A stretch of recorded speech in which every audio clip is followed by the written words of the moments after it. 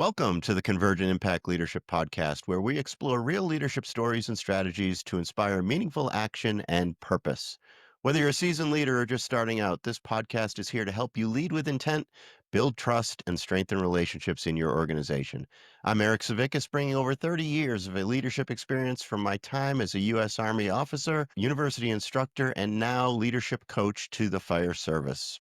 Today, I'm joined by Chief Mike Scott, who serves as the Assistant Chief of Operations and Training for Grand Fire and also as the current president of the Colorado Fire Training Officers Association.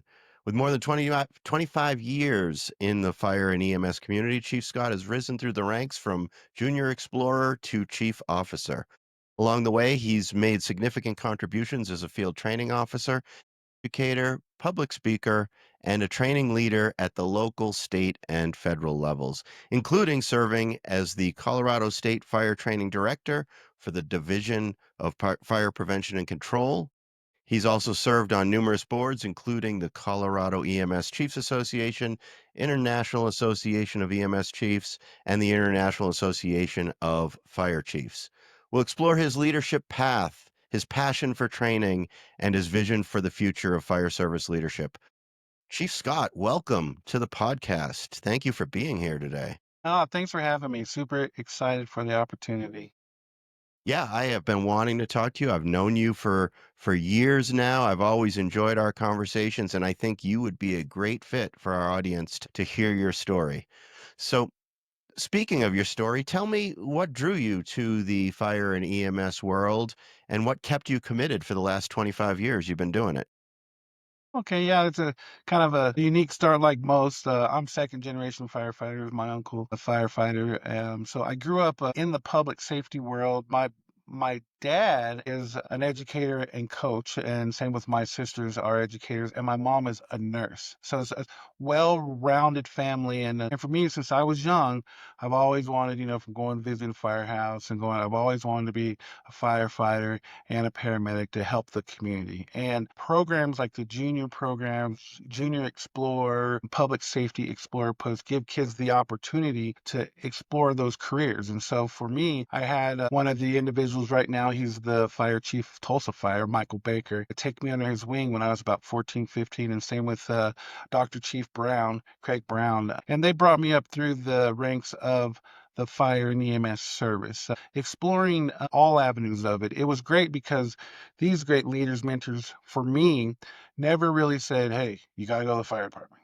You got to go on the EMS. You got to go law enforcement. They're like, this is public safety. We help others, and this is all avenues. And so for me, I have a really strong EMS background and fire service, and so whenever I first started pursuing that route, the feeling of fulfillment that I received from just, learning, training, and helping communities and helping truly sometimes people in need and sometimes people not in need, but just being that public servant truly filled my heart, and so I continuously pursued that career, and still to this day, even though I've had some great learning opportunities, even to the point to where, I've spoken on going from being a fire chief back to being a probationary firefighter, that I've had to search for that love again and that desire again, and figure out that leading in the fire service is what truly is, well, not, I don't want to say my calling, because I feel like we all do what we're supposed to do, but it's something I truly enjoy. And I feel that long as I get the opportunity to lead in the fire service,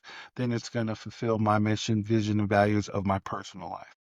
That's awesome. And so when you first start out and you're starting to explore through exploring EMS and fire service, back then, were you able to say or realize that I can do both of these things and it will be completely fulfilling? Or did you have to back then kind of focus on one track or another?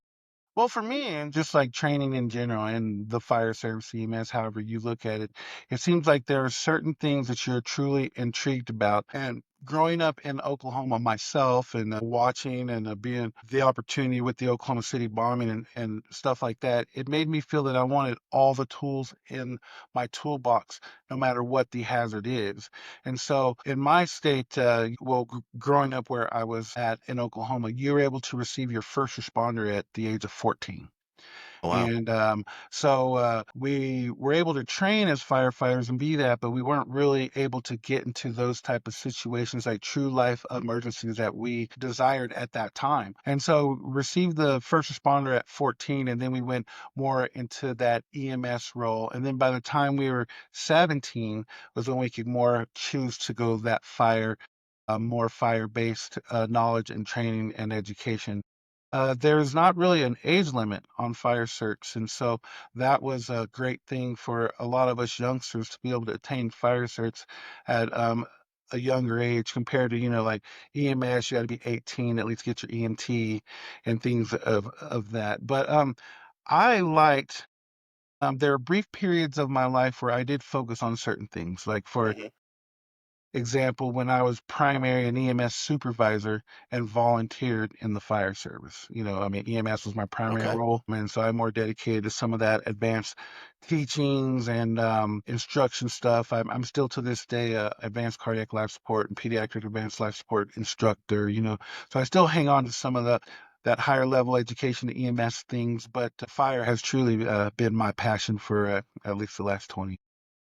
Nice. And you mentioned Oklahoma and coming up in Oklahoma, and you also mentioned enhancing your toolkit by looking at different areas and getting experience in different things. How has serving in the fire service and doing emergency medicine stuff in different locations, such as Oklahoma, and then coming here to Colorado, and then being in very rural type departments, and then in other districts that were more suburban or urban, how have all of those moves and experience enhanced that toolkit that you have? Like, I remember speaking a couple months back with Paul Capo with Estes Valley, and he came from Florida and now here in Colorado near Estes Park. And while there's certainly a lot of similarities and common denominators across the fire service, across our nation and around the world, even, there's differences. So, how do those different living experiences and moves add to your toolkit? Well, Eric, I think that having that open mind and learning is a huge advantage. Growing up in Oklahoma, where a lot of it is grass fires, I mean, we train different when it comes to fighting grass fires versus here in Colorado, we fight a lot of wildland fires. The terrain is different, and how we train and learn is different. And I think having the open mind to be able to not just come into certain things. I mean, when it comes to safety, there's a standard that we all have to keep. But I mean, being able to learn those new methods and new capabilities of resources when it comes to different environments or territories. I feel that even here in Colorado, even though there's a variety of types of terrain that we go, I think it's different from fighting fire on the eastern plains of Colorado versus the western slope. I think there's different tactics, and so I think to be a well-rounded firefighter or a well-rounded, public safety officer, then you need to have those tools in your toolbox of all different aspects. If those folks get the opportunity to deploy on wildland deployments or even, all hazard deployments, they get those opportunities to see the same type of standards used in different methods in different types of terrains. Even though we have national standards that we all adhere to, sometimes we have to change our tactics because of the environment that we're in or the area that we're in. And so for me, I feel the opportunity that I've had, even though I've traveled quite a bit and worked for several different departments, each time I've had the opportunity to learn and even grow my leadership skills and my knowledge of emergency services.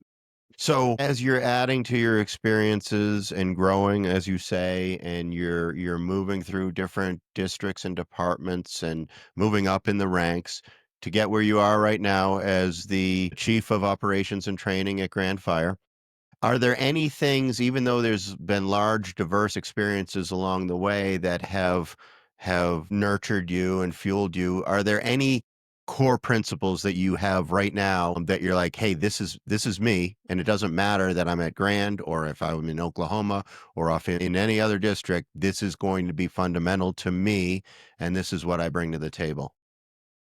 For me, and it's my style and who I am truly, is that open and honesty. and then the humility. I feel that I try to embrace humility the best way I can. I know even as a chief officer, I mean, I'm not the know all be all. I'm not the one that always has to have it right. I'm a human being, and I think for a long time I felt that, being a leader means you have to have all the experiences and all the knowledge and all that. And years later, as I've been in those positions, I know that leaders are still human beings, and they need a great team and those abilities to be able to expand that leadership and lead laterally and be able to show that humility. I remember the first Mhm. time as a chief officer standing in front of my crew saying, I don't know. And they're just like, well, dang, if he don't know, then, and I think so. One tool that I've tried to keep in my leadership style and skills is that being able to show that humility and having those conversations of not being the know all be all, even though I'm the team leader, we're still a team first. So I want to talk about that a little bit, and I want to peel back that onion if I could. We talked before we got on about how my theme that I'm talking about this month is confidence versus arrogance, and your comments about humility play right into that. I mean, it's got to be a hard decision, or maybe it isn't a hard decision, but when you say, "Hey guys, I don't know," right? Like, I'm sure there's part of you that's saying, "Man, Mike, you can't say that. These guys got to know that you got this. You know what's going on, that you're confident because if you say I don't know, then are they going to want to follow me or not?" But on the other hand, it can be a powerful tool if used right, where they're like our lieutenant or our captain or our chief, he or she is real and they're someone that's not faking it. They're portraying themselves honestly as a human being, and I can respect that, and that makes me want to follow them even more. So, talk to me a little bit about the dynamic of confidence versus arrogance and how your take on humility plays into that. Yeah, so I think those, confidence versus arrogance truly is line with each other, as in if you could control one versus controlling the other is a challenge. Some folks use that confidence so much that it comes off as being arrogant and people won't respect them. And then we also have those leaders themselves who are not confident. I've been, when I first started coming up and made chief in 2012, there's like, I mean, there's been times where I was just like, well, I don't know, what do y'all think? I don't know, what do you think? And they're like, well, chief, we just want you to make a decision. And years later, as I tell our folks, even our company officers like that, I support the decision that you made, even if Mhm. it's right or wrong, because we can learn from that decision later. But a decision has to be made. So when I stand up there and use my humility, say, hey, I really don't know, but we're going to have to do something.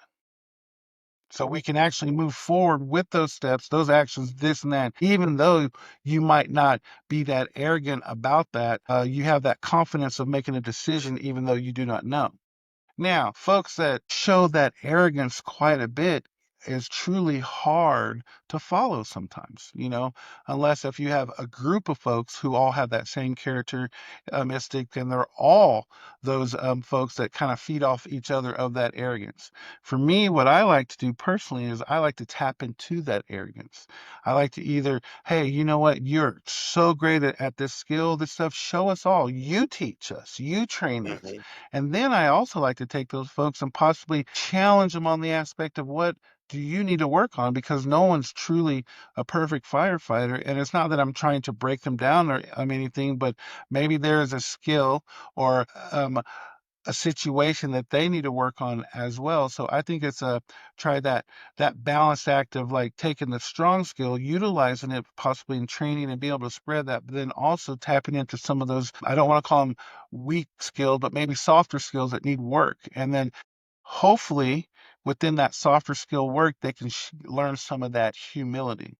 If that Mhm. arrogance tends to elevate and we have to tone that down itself, for me, I'm very comfortable in uncomfortable conversations, and I like to have that conversation.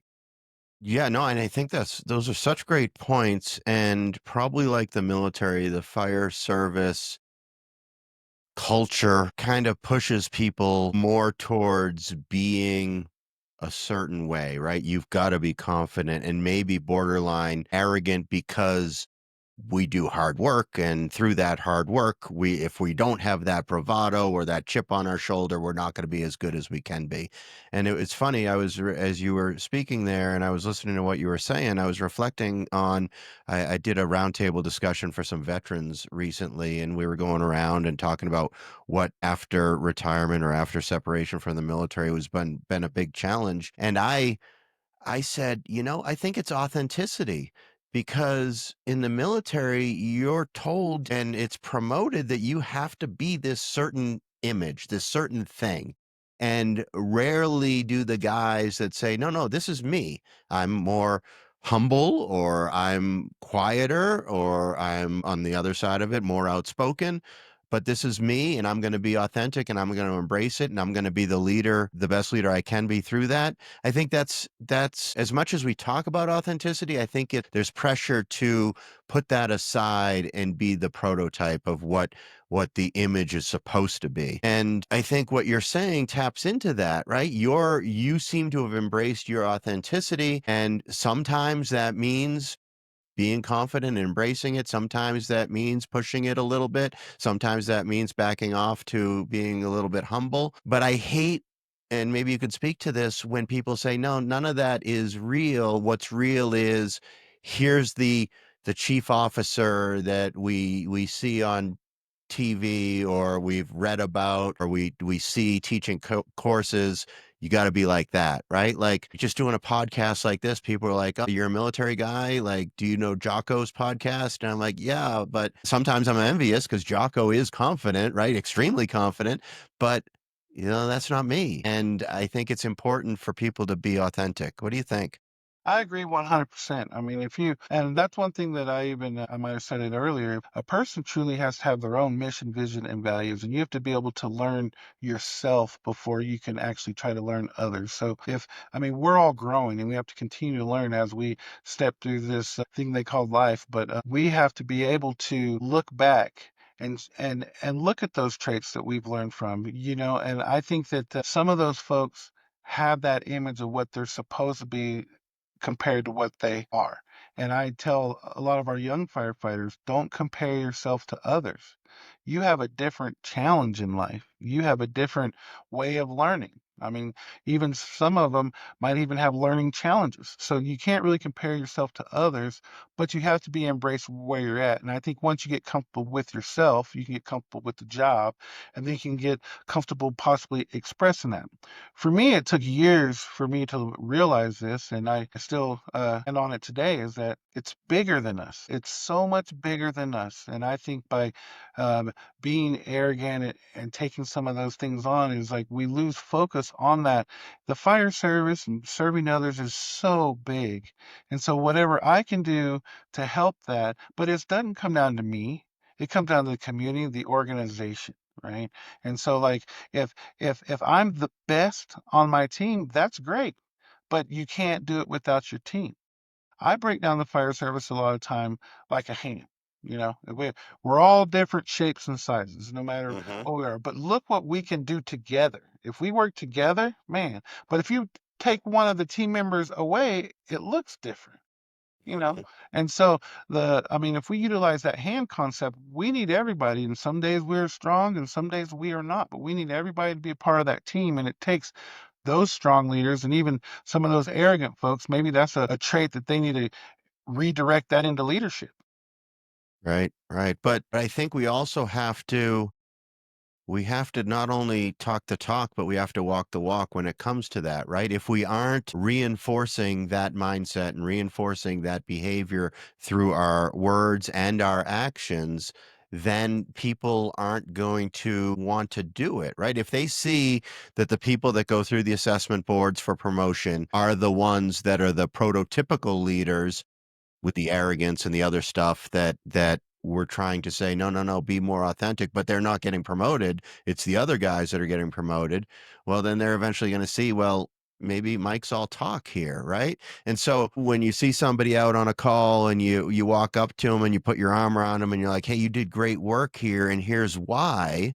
Maybe some of that conversation includes because you embraced your strengths, or you were yourself and you were authentic, and not to get all, I mean, I don't mean to get all touchy-feely and everything, but you get it, right? We have a tendency to go with what the status quo is and what the tradition is, and if we're trying to change that dynamic through good positive leadership, we've got to reinforce those behaviors. Right. And I also feel that the fire service itself is changing, and I think that has changed. And I think that there are certain things that folks in leadership positions, I mean, not only in the fire service, but in all organizations, have to embrace some of these changes. And for an example, like you just compared to, like, I mean, showing that firefighter that, hey, good job, thank you, because of this, showing that firefighter that, hey, it's okay not to be okay. Because for years, I mean, I read the fire chief handbook several times. There's no mental health section in that. And so I think as we change in the fire service, looking at the mental health and wellness programs that us as leaders have to be able to change as well, leading with leniency, Love it. and if we can lead with some leniency sometimes, maybe some more empathy and sympathy, I mean, not to say that we have to drop standards to do that, but it's different now. And in all fairness, the job's not for everybody. And I think that we have to have that conversation as well. Sure, but just because the job is not for everybody and the job is different and it requires a certain skill set like the military, and there's sacrifice and selflessness that goes into that, that doesn't mean we discount the people element to it. No, you have to, the people are first. With no people, there is no organization, there is no response, there is no, and then I think you have to understand that all people tend to be different. So you can't just group people together and be like, all right, this is what they're going to want.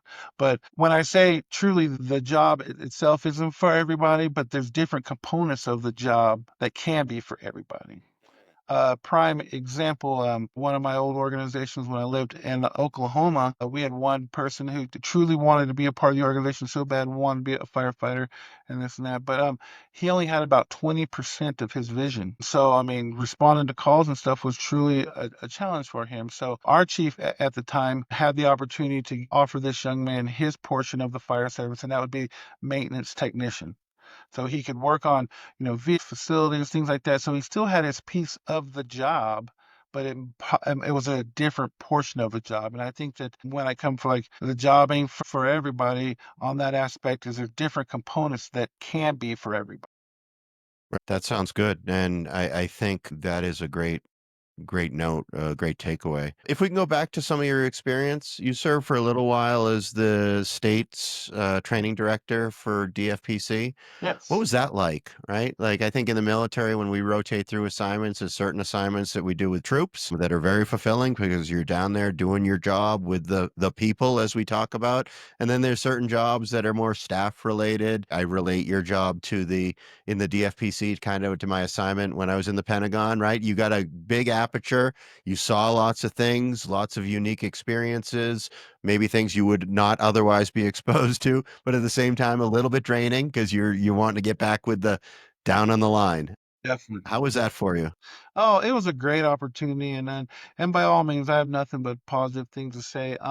For me, unfortunately, I was at the helm during COVID. So, I mean, even though that a lot of folks had so many different, challenges during COVID, I was um, leading the professional qualifications and training for the Fire Service of Colorado during that time. So, I, you know, things that I've truly learned, and it was a great staff, great group of folks, but when you make decisions, you make them for the entire fire service of Colorado. You are one of the examples, as you like talked about, those folks. I used to tell folks it's like the communities put you on pedestals. It's your job not to come off.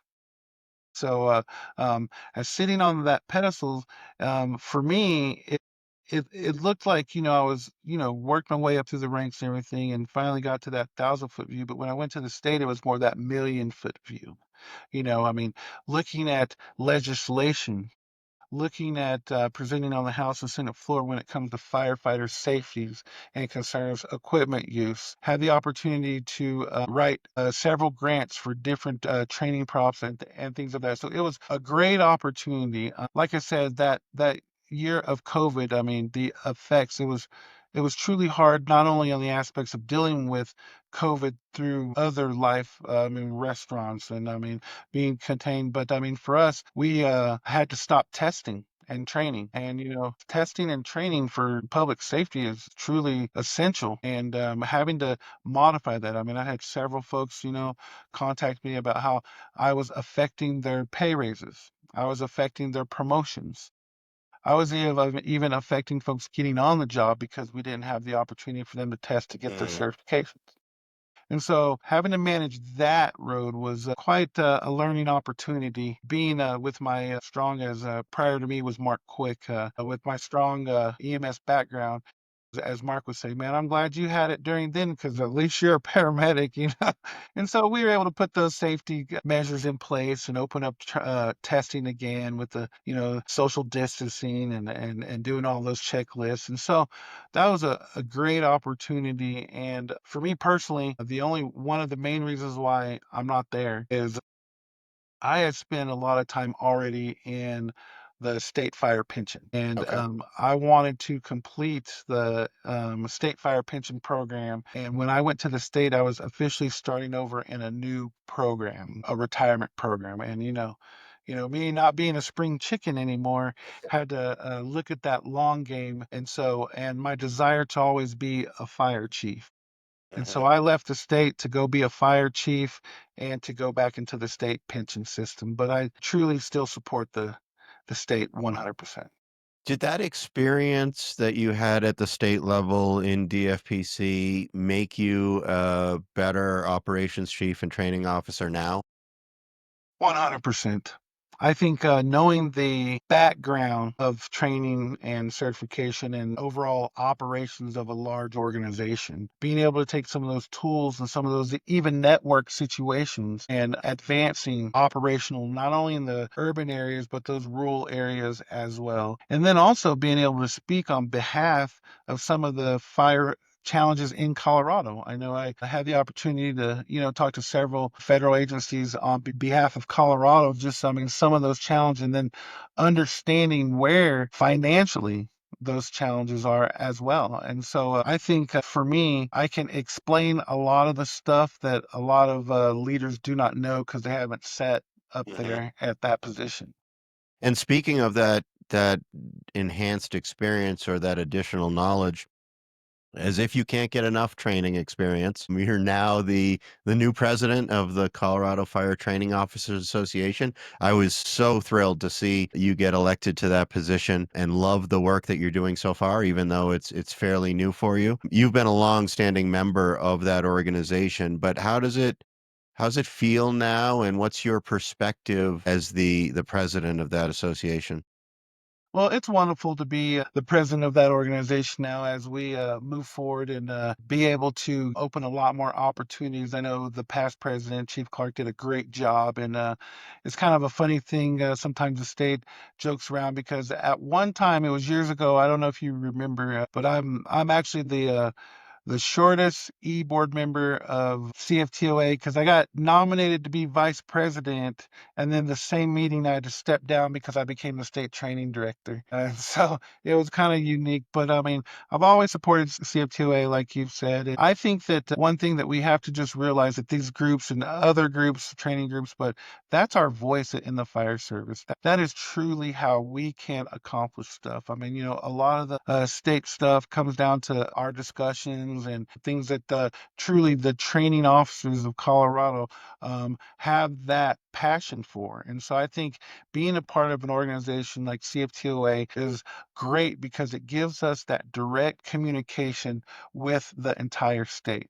Not only that, but the networking. I think being able to have those tools in your toolbox, like for an example, if I'm thinking, officer develop, you should call my friend Eric. I mean, I love that. Shout yeah, I out. mean, there's all different opportunities, and like without CFTOA, some of those tools wouldn't be had. And so I think I encourage each person, even if you're not in training, attend the meetings, learn those training officers, and then also as a group, we can advance firefighter training because there are a lot of challenges that organizations have or state organizations have, financial props, whatever, but we can reach out to each other within these groups.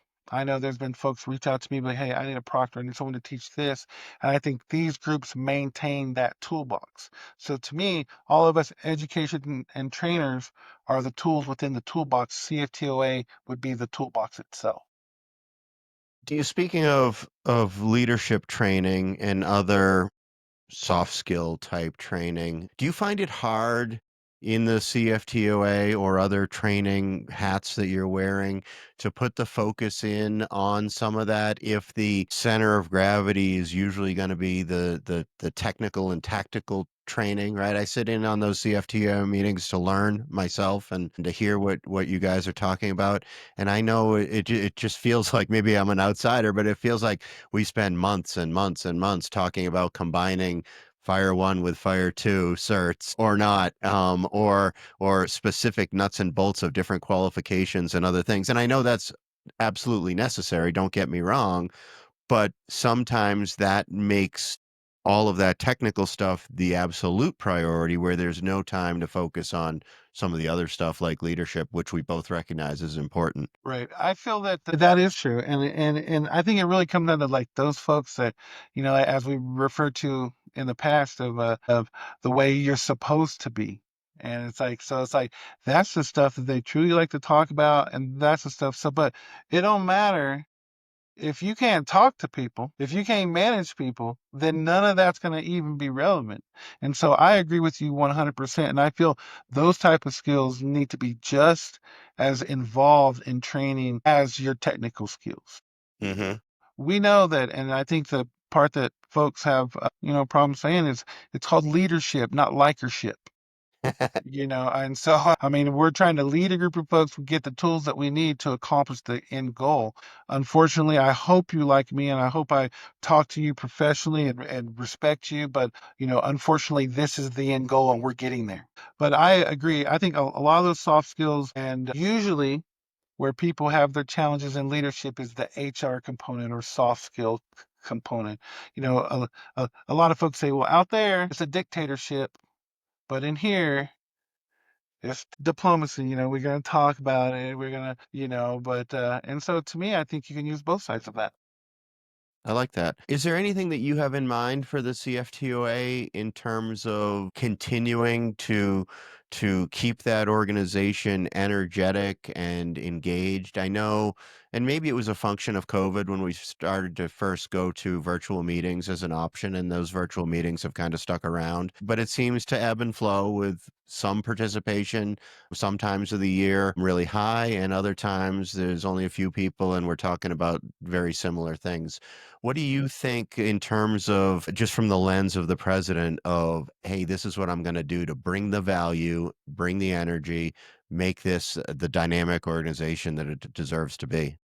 I Not that feel, it isn't. well, yeah, but it's definitely changed over the years. I think Clark did a good job and led during those tough times for sure. But I mean, we all remember when Klug was back there. I mean, CFTOA used to be, and don't get me wrong, it's still a great meeting, and it's great to see everybody. But we always had those guest speakers, and you always had that, and that's what I truly want to bring back. I want people to be able to get excited about CFTOA. I want to have those guest speakers come back, and then take those moments to meet the person that you haven't met yet, and then be able to have several different discussions or learning opportunities on different things, maybe things that we haven't even learned about yet. I mean, like you said, we'll discuss Fire One, Fire Two, Hazmat all day long, but what what truly have we looked at? I mean, like for example, Boulder has a electric engine. I mean, it's like, and I know there's other folks getting stuff like that. So I think opening our minds to letting people have their opportunity, have that floor. And then I think as a group, we got to realize that if we don't continue with our voice, if we don't speak up, if we don't, then the state probably won't want to hear our voice. I know we've worked really well with the state, and you all know I used to work there, and so I support the state. But if you have three or four people saying this is how we feel in Colorado, it doesn't really stand up to when we have our group of folks, the training officers, feel this way. And so I think I would like to hopefully, and as I talk to the e-board, it's like I'm a part of a team, and so it's great to have that team. But hopefully, as a group, us, the e-board, and all the folks that are in CFTOA, those members that come to the meetings, that we can accomplish maybe three things, even if they're small. Even if they're small things, let's just shoot for three things.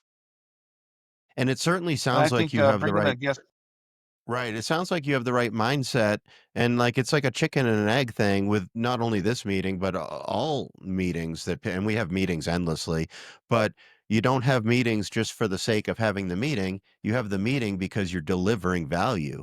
And so if people in the CFTOA feel like, and training officers out there feel like this is the place to be because I'm getting value, then they're going to want to be there. I think in 2 weeks the meeting is out in Palisade. That's going to be a 4.5 hour drive for me for a 2 hour meeting, but find tremendous value in it. So I'm not attending because it's a meeting on the schedule. I'm attending because you're delivering, right? You're giving something there that's important. And I think with that, if you just keep value at the forefront and not just have the meeting for the sake of the meeting, I think that's the real value is. I agree 100%. You got to show that value. You have to. And for me, I mean, I'm going to do my best, but I will say this, that for me, I will only do the 2-year term most likely because as I preached before, I don't want to say preach, but talked about before is the fire service is changing. And so there are new leaders out there that have ideas, that have things that us, I don't want to call us older, but experienced folks need to learn from. And so I'm excited to be the president for the next couple of years. And I mean, I'm super excited about the things we're going to accomplish, but I'm super excited about what comes next. I can't wait for the person after me because I mean, hopefully, because like it's just like I mean, I had the opportunity to come out for Jason, and just like I mean, I think those are those opportunities that we're like, hey, who's next? What are they going to do? And I think one thing that we have to put at that forefront is the firefighters are first, and we are the voice for them. Speaking of being excited, what's one specific initiative that's top of mind right now for you that you're excited about, whether with your hat at Grand Fire or CFTOA or any other endeavor? What's something that you're thinking about and wanting to do or working on currently that is really exciting you? I think for me, I'm a big fan of collaborations. I like getting all the people in the same room and let's accomplish something together. So I think the opportunity for us, I know it's still premature, and I know there's a funding challenge, but like I mean, things that I hear folks talk about is maybe one day we'll have a state-run fire academy. And maybe all of the us folks that work at all these different departments can be a part of that state cadre, and still be able to teach and not have any of those strains, or be able to go to like maybe a state conference and get your JPR signed off. I mean, or having that hands-on component. So I think it takes collaboration of all organizations to achieve these goals. So I think if folks are willing to have those conversations and be able to move forward, then we can accomplish a lot of great things in the fire service, especially here in Colorado.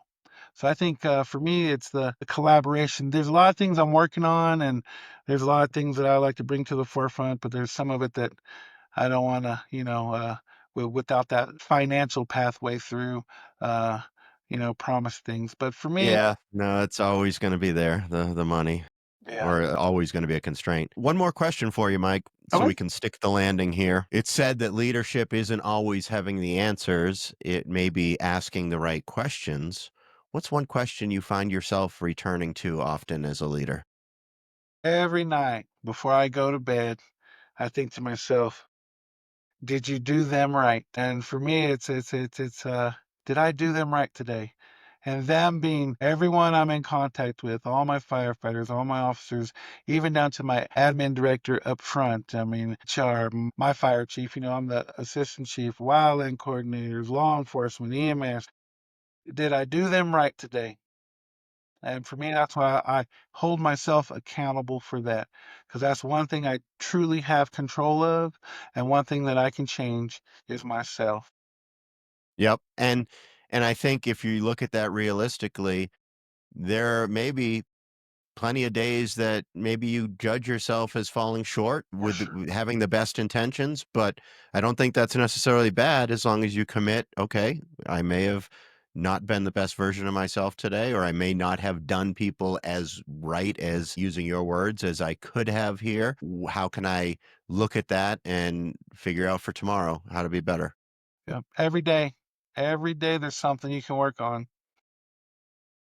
Mike, thanks so much for joining me today and sharing your perspective. You have an awesome amount of experience, various roles, various levels, and I think your leadership and your journey and you talking about it here will make a difference for people listening to this podcast as well as people that you interact with on a daily basis. For our listeners, if you found today's episode valuable, please share it with your team or anyone who might benefit from these leadership takeaways. Don't forget to subscribe to the Convergent Impact Leadership Podcast and leave a review. It helps others discover these important conversations. For more leadership tools and insights, visit convergentimpact.com. And until next time, lead well, take care of your people, and keep setting the example.